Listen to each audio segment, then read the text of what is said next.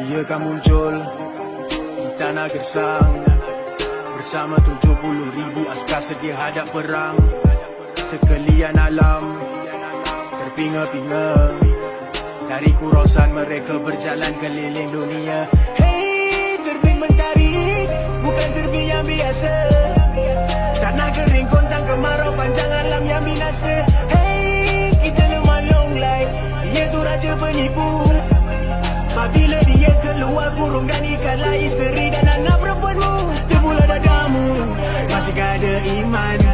Masih sedang berjalan, apa yang kau bekalkan? Hey, terbulah dadamu, tanya siapa kita, tujuan di dunia, siapa sang pencipta? Hey, ini zaman fitnah, ini zaman fitnah, ini zaman fitnah. Ini zaman fitnah, ini zaman fitnah, ini zaman fitnah. Ini zaman fitnah, ini zaman fitnah. Ini zaman fitnah, ini zaman fitnah. Ini zaman fitnah, ini zaman fitnah. Ini zaman fitnah, ini zaman fitnah, ini zaman fitnah. Ini zaman fitnah, ini zaman fitnah. Ini zaman fitnah, ini zaman fitnah, ini zaman fitnah. Ada seorang pemuda yang sangat beriman.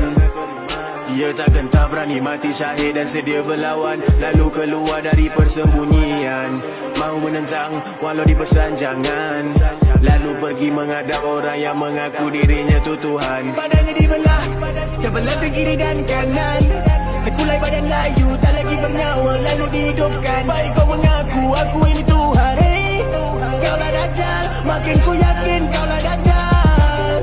Yang dipesan oleh utusan yang terawal. Terbulah dadamu, masihkah ada iman? Masih sedang berjalan, apa yang kau bekalkan? Hey, terbulah dadamu, tanya siapa kita, tujuan di dunia, siapa sang pencipta? Hey, ini zaman fitnah, ini zaman fitnah, ini zaman fitnah. Ini zaman fitnah, ini zaman fitnah, ini zaman fitnah. Ini zaman fitnah, ini zaman fitnah. Ini zaman fitnah, ini zaman fitnah. Ini zaman fitnah, ini zaman fitnah. Ini zaman fitnah, ini zaman fitnah, ini zaman fitnah. Ini zaman fitnah, ini zaman fitnah. Ini zaman fitnah, ini zaman fitnah, ini zaman fitnah, ini zaman fitnah. Hari pertamanya bagaikan setahun, jangan mengelamun. Semua tertulis di dalam hadis, jadi cepat bangun. Ini bukan dusta, bukan rekayasa, bukan dongeng, bukan topeng. Ini kisah nyata. Datang Isa alaihi salam, baginda turun di tanah bumi Syam, memimpin semua umat manusia. Waktu tu bumi seakan bernyawa, Dajjal pun lari ketakutan bersama semua pengikut. Lalu Dajjal dan semua Yahudi dibunuh di kota Babylon. Terbulah dadamu, masihkah ada iman? Masih sedang berjalan, apa yang kau bekalkan? Hey, terbulah dadamu, tanya siapa kita, tujuan di dunia, siapa sang pencipta? Hey, ini zaman fitnah, ini zaman fitnah. Ini zaman fitnah, ini zaman fitnah, ini zaman fitnah, ini zaman fitnah.